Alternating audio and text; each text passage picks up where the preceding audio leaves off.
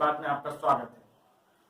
आज हम भारत के करोड़ों शिक्षकों को समर्पित हमारा एक विश्लेषण करना चाहते हैं। जिस तरह हम खबरों का बारीकी से विश्लेषण करते हैं, आपको खबर से जुड़ी एक एक जानकारी देते हैं और आपके सभी सवालों का जवाब देने की कोशिश करते हैं, कुछ ऐसा ही हमारे देश के शिक्षक अपने छात्रों के साथ करते हैं।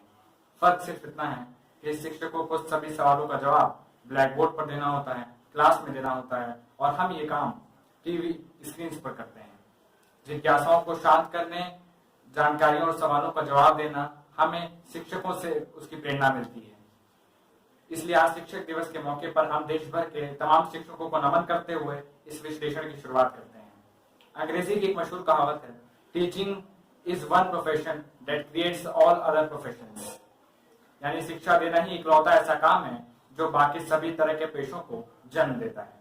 यानी शिक्षकों के बिना किसी भी सभ्य और समृद्ध समाज की कल्पना करना नहीं की जा सकती। ये सब बहुत अच्छी और सपनों से भरी हुई बातें हैं, लेकिन यथार्थ की बात करें तो आज हम कुछ सवालों के जवाब ढूंढ रहे हैं। हम ये समझना चाहते हैं कि देश के भविष्य का निर्माण करने वाले शिक्षकों का वर्तमान कैसा है, वो कैसे हालात में इतना बड़ा और महत्वपूर्ण काम करते हैं, और उन्हें इस काम के बदले में मिलता क्या है। और आज के हालात ये हैं कि हमारे देश में कोई शिक्षक नहीं बनना चाहता। ऐसा क्यों है कि हमारे देश का कोई भी युवा आपसे ये नहीं कहता कि मैं बड़ा होकर एक शिक्षक बनना चाहता हूँ, टीचर बनना चाहता हूँ। आज हम पूरी शिक्षा व्यवस्था को शिक्षकों की नजर से देखेंगे। एक जमाने में भारत विश्व गुरु था, भारत को गुरुओं की भूमि कहा जाता था, भारत की गुरु शिक्षा परंपरा दुनिया भर में प्रसिद्ध थी, लेकिन धीरे धीरे यह परंपरा कहीं खो गई। आज भारत के दोबारा विश्व गुरु बनाने के लिए एक बार फिर उस परंपरा को जीवित करने की जरूरत है। या आपको यह भी पता होना चाहिए कि शिक्षक और गुरु के बीच का फर्क क्या है। बहुत सारे लोग समझते हैं कि शिक्षक और गुरु एक ही है। आध्यात्मिक गुरु ओशो ने एक आख्यान में गुरु के महत्व के बारे में बताया था, उसकी महत्वता बताई थी। और ओशो ने कहा था, गुरु जैसे शब्द दुनिया के किसी और भाषा में नहीं है। गुरु पूरी तरीके से भारतीय शब्द है। शिक्षक से किसी भी छात्र का संबंध व्यावसायिक होता है। आप किसी के पास कुछ सीखने जाते हैं और बदले में कुछ देते हैं, लेकिन आप जब गुरु से कुछ सीखते हैं तो बदले में गुरु को कुछ दिया नहीं जा सकता, क्योंकि गुरु जो आपको देता है उसका कोई मूल्य नहीं है, वो अनमोल है। शिक्षक आपको सूचनाएं और जानकारियां देता है, लेकिन गुरु आपको अनुभव देता है। एक शिक्षक के पास से आप ज्ञानी होकर लौटते हैं, लेकिन गुरु के पास से आप पूरी तरीके से रूपांतरित होकर लौटते हैं। गुरु पहले हमें मिटाता है और फिर नए का निर्माण करता है। इसलिए सही मायने में गुरु ही समाज के व्यक्तित्व का निर्माण करता है। लेकिन आज के जमाने में गुरु बचे कितने हैं? एक दौर ऐसा भी था जब शिक्षा की जो किरण भारत से निकलती थी वो पूरी दुनिया को रोशन कर देती थी। हम आपको भारत के कुछ ऐसे ही गुरुओं के बारे में आज बताना चाहते हैं जिन्होंने भारत को विश्व गुरु बनाया था। सबसे पहला नाम है आज से करीब 2500 वर्ष पहला पैदा हुए सिद्धार्थ का, जिन्होंने अपनी राजसी वैभव छोड़कर ज्ञान की तलाश शुरू करी और बाद में भगवान बुद्ध कहलाए। उन्होंने कहा था कि सत्य की खोज करने के लिए प्रश्न पूछने चाहिए और सही उत्तर की तलाश में अगर भटकना भी पड़े तो संकोच नहीं करना चाहिए। चाणक्य भी एक ऐसे शिक्षक थे जिन्होंने राजनीति और अर्थशास्त्र के मायने बदल दिए। उन्होंने एक साधारण बालक को सम्राट बना दिया और विचार को व्यवहार में बदलने की शिक्षा दी। करीब 2300 वर्ष पहले विष्णु शर्मा ने पंचतत्व की रचना करी और शिक्षा देने के लिए कहानियों का उपयोग किया। विष्णु शर्मा ने शिक्षा के जरिए 3 राजकुमारों को योग के प्रशासक के रूप में तब्दील कर दिया था। 5वीं सदी में आर्यभट्ट ने गणित और खगोल शास्त्र के क्षेत्र में ऐतिहासिक खोज करी। आर्यभट्ट ने ही दुनिया को शून्य का ज्ञान दिया। भारत को विश्व गुरु बनाने में आर्यभट्ट की बहुत बड़ी भूमिका थी। 8वीं सदी में आदि शंकराचार्य ने देश में शास्त्रार्थ की परंपरा शुरू करी। उन्होंने जीवन में तर्क को सबसे ऊंचा दर्जा दिया और सत्य की खोज करने वालों के लिए 4 पीठों की स्थापना करी। और 15वीं सदी में पैदा हुए कबीर भी एक ऐसे ही शिक्षक थे जिन्होंने सरल दोहों के माध्यम से समाज के बुराइयों पर कटाक्ष किया और लोगों को सही तरीके से जीवन जीने की शिक्षा दी। ये वो गुरु हैं जिन्होंने भारतवर्ष का निर्माण किया, भारत को नई शिक्षा दी। इन सभी महापुरुषों का जीवन आधुनिक शिक्षकों के लिए एक संदेश है, क्योंकि शिक्षा के माध्यम चाहे जितने भी आधुनिक हो जाएं, शिक्षा की मूल भावना हमेशा एक ही रहती है। चाहे शिक्षा आप आईपैड से लीजिए, चाहे स्मार्टफोन से लीजिए, इंटरनेट से लीजिए, डिजिटल एजुकेशन ले लीजिए, लेकिन शिक्षा का मकसद एक ही रहता है। भारत वो देश है जहाँ गुरुओं को हमेशा सम्मान दिया जाता है। भारत में शिक्षकों ने हमेशा गुरुओं को सम्मान दिया है। भारत वो देश है जहाँ एकलव्य जैसे छात्र ने गुरु दक्षिणा के तौर पर अपना अंगूठा काटकर अपने गुरु को दे दिया था। लेकिन अब जमाना बदल चुका है। गुरु दक्षिणा जैसे शब्द को रिश्वत से जोड़ दिया गया है। आज के दौर में जब भ्रष्ट लोग रिश्वत मांगते हैं तो इशारों में ये कहते हैं कि दक्षिणा कितनी दोगे। अब छात्र शिक्षकों को अंगूठा काट कर देने के बजाय अंगूठा दिखाते हैं। अब छात्र ही नहीं, कई बार सिस्टम भी शिक्षकों को अंगूठा दिखाता है। इसीलिए अब कोई शिक्षक नहीं बनना चाहता। आज शिक्षक दिवस के मौके पर एक और सवाल ये है कि आज के युग में कोई शिक्षक क्यों नहीं बनना चाहता। आप भी स्कूल या कॉलेज से पढ़कर निकले होंगे, लेकिन इसके बाद भी आपने कभी शिक्षक बनने के बारे में नहीं सोचा होगा। इसकी वजह यह है कि शिक्षक बनने में कोई ग्लैमर नहीं है, कोई पैसा नहीं है, कोई अच्छा लाइफस्टाइल नहीं है। सवाल ये है कि ऐसा क्यों है। हम आपके साथ मिलकर आज इसका जवाब ढूंढना चाहते हैं और इसी के लिए हमने कुछ आंकड़ों की मदद ली है। भारत युवाओं का देश है। देश में हर साल करीब 2 करोड़ 80 लाख युवा भारत की जनसंख्या में शामिल हो जाते हैं। देश की 50% से ज्यादा आबादी 25 साल से कम की है। ऐसा अनुमान है कि वर्ष 2020 में भारत की औसत आयु 29 साल हो चुकी है। लेकिन भारत की विशाल युवा आबादी तब तक देश के विकास में सहयोग नहीं कर सकती जब तक उसे अच्छी शिक्षा न मिले, और इस युवा आबादी को शिक्षित करने की जिम्मेदारी शिक्षकों के ऊपर ही है। लेकिन पूरे देश में शिक्षकों की भारी कमी है। आज के दौर में लोग शिक्षक नहीं बनना चाहते और अपने बच्चों को भी शिक्षक बनाने के बजाय कुछ और बनाना चाहते हैं।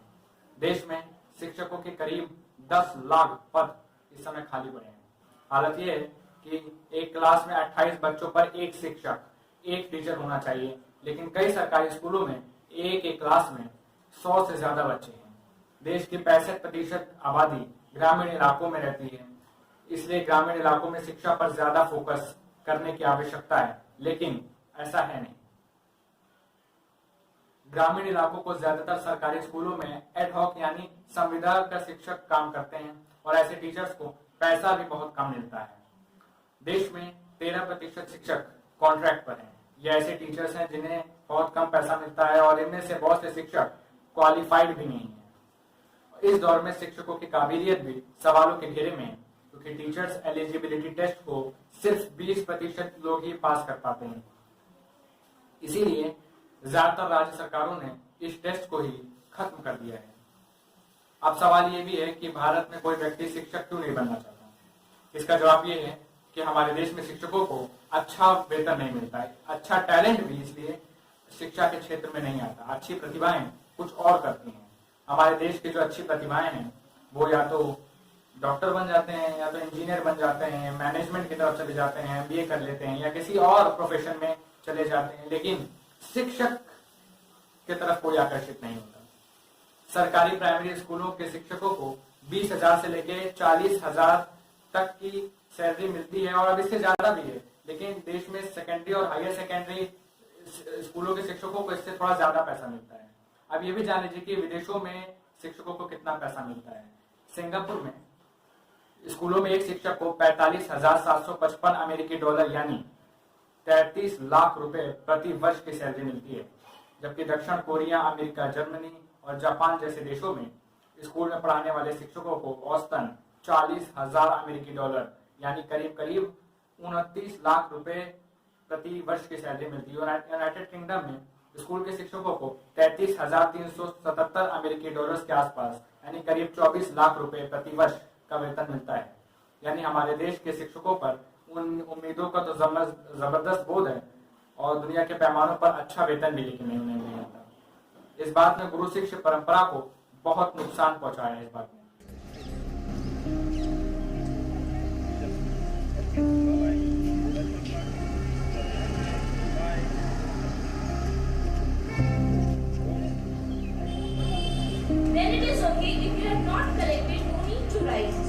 विश्व गुरु का सपना देखने वाले देश में शिक्षा का गिरता स्तर सिस्टम पर बहुत बड़ा सवाल है। हमारे सिस्टम को लगता है कि बुनियादी चीजों का इंतजाम लोग खुद ही कर लेंगे। शिक्षा महंगी हो या महत्वहीन, करनी तो पड़ेगी। इस समस्या का दूसरा पहलू यह भी है कि अब लोग शिक्षक नहीं बनना चाहते। मजबूरी में अगर बन भी गए तो पढ़ाने के प्रति कोई खास उत्साह नहीं है। ज्यादातर लोगों को लगता है कि इस प्रोफेशन में ना तो पैसा है और ना ही सम्मान।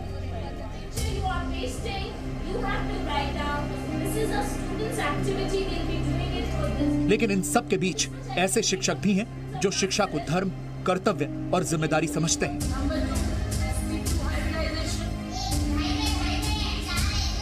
इन लोगों की यह सोच है कि शिक्षा को बेचने के बजाय ज्ञान का आधार बनाया जाए।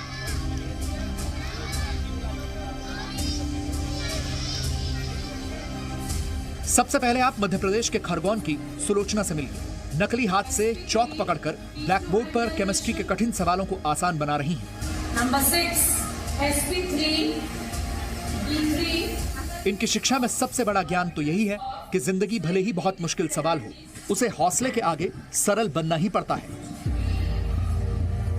कुछ साल पहले हाई टेंशन लाइन की चपेट में दोनों हाथ गंवाने पड़े। इस हादसे ने सुलोचना को गहरा सदमा दिया, लेकिन न हारने की जिद ने इन्हें फिर से हिम्मत दी।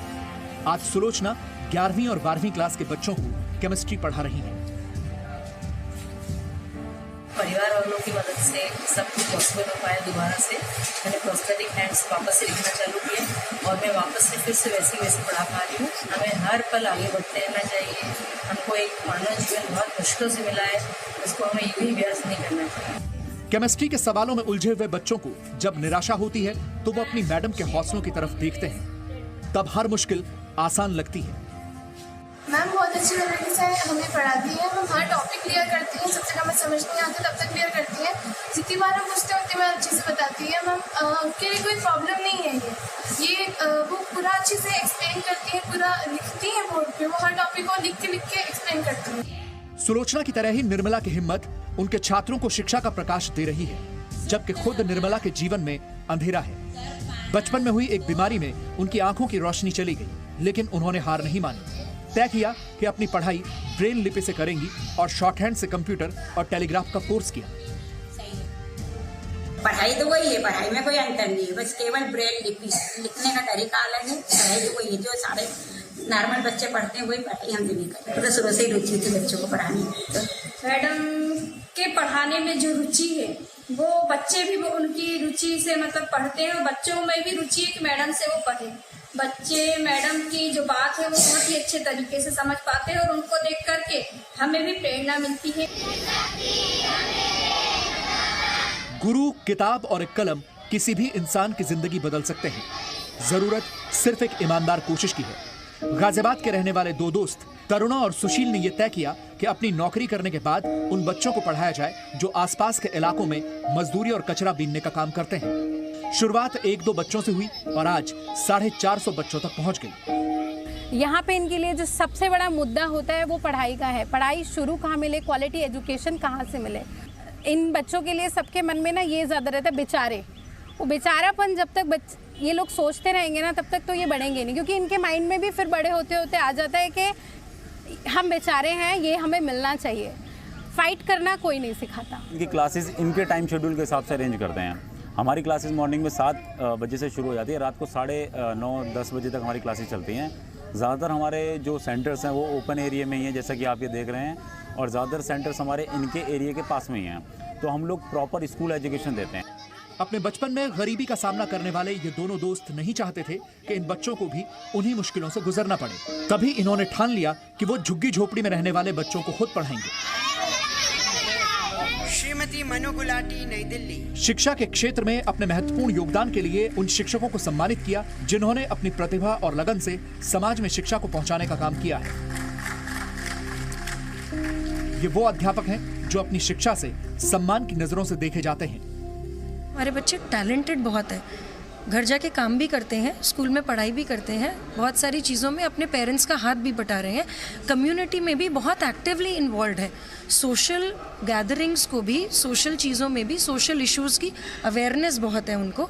तो they are trying their level best. सिर्फ एक टीचर का रोल है कि हम उनके पोटेंशियल को आइडेंटिफाई करके उनकी एनर्जीज़ को राइट मैनर में और राइट प्लेटफॉर्म पे चैनलाइज कर सकें। गर्ल एजुकेशन को प्रमोट करना और साथ में जो ड्रॉप आउट बच्चे हो जाते हैं, हमारे बच्चे 5वीं के बाद, 7वीं के बाद और 9वीं 10वीं के बाद एजुकेशन छोड़ देते हैं, पढ़ाई छोड़ देते हैं। और तीसरा, कम्युनिटी सरकारी स्कूलों को अपना नहीं समझती, तो कम्युनिटी का इन्वॉल्वमेंट स्कूलों के अंदर, तो मैंने 3 फैक्टर को ध्यान में रख करके काम किया है। मैंने सोचा क्यों ना मैं जिन बच्चों को पढ़ाता हूँ उनके लिए एक अच्छा इंफ्रास्ट्रक्चर और स्मार्ट क्लासरूम, स्मार्ट स्कूल बनाऊँ, भी बच्चे खुशी खुशी स्कूल में आएँ और अच्छी सी एजुकेशन ले। हमारे सिस्टम को खोखली होती शिक्षा व्यवस्था के लिए वो जरूरी काम कर रहे होंगे जिनकी बातें सरकारें अपने भाषणों में करती हैं। विश्व गुरु बनने के लिए देश की शिक्षा व्यवस्था का बदलना बहुत जरूरी है, वरना महंगी होती पढ़ाई बचपन को ही 2 हिस्सों में बांट देगी।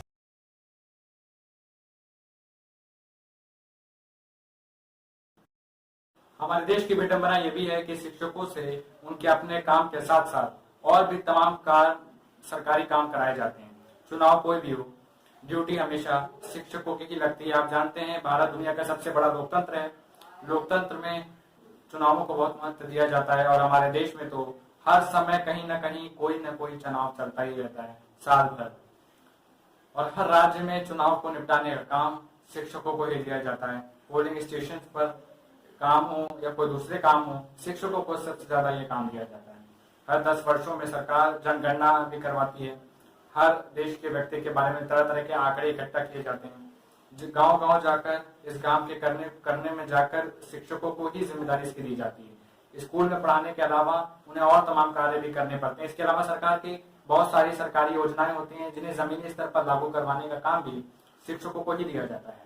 उदाहरण के तौर पर पोलियो उन्मूलन अभियान के तहत भारत के हर घर में जाकर छोटे छोटे बच्चों को पोलियो ड्रॉप्स पिलाने की जिम्मेदारी भी कई बार शिक्षकों को ही दी जाती है। ये एक तरीके का ओवर टाइम है और इस ओवर टाइम से पूरी शिक्षा व्यवस्था का बहुत नुकसान होता है।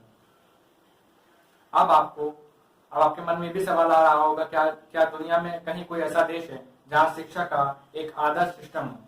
हमने ये तो बता दिया कि हमारे देश में बड़ा बुरा हाल है, लेकिन कहाँ अच्छा हाल है? कोई ऐसा देश है जहाँ का सिस्टम आदर्श हो और उसके शिक्षकों को पूरा सम्मान भी मिलता हो? हमने आज इस विषय पर बहुत रिसर्च की है और हमने अपने रिसर्च में हमें ये पता चला कि फिनलैंड ऐसा देश है जिसमें शिक्षा के क्षेत्र में बहुत कुछ सीखा जा सकता है। जिससे फिनलैंड में बच्चे पढ़ाई से पहले ये सीखते हैं कि बचपन क्या होता है और बच्चा कैसे बना जाता है। यानी वहाँ बच्चों पर पढ़ाई का बोझ नहीं डाला जाता, उनके बचपन को नष्ट नहीं किया जाता। स्कूल में उन्हें एक दूसरे के साथ खेलना सिखाया जाता है। उन्हें यह भी सिखाया जाता है कि कैसे खुद को भावनात्मक रूप से मजबूत बनाना है। हमारे देश में स्कूलों में बहुत कंपटीशन होता है। हर एक स्कूल अपने आप को दूसरे से बेहतर बनाना चाहता है, लेकिन फिनलैंड में ऐसा नहीं है। यहाँ स्कूल कंपटीशन में नहीं बल्कि कॉपरेशन और को एग्जिस्टेंस में यकीन रखते हैं।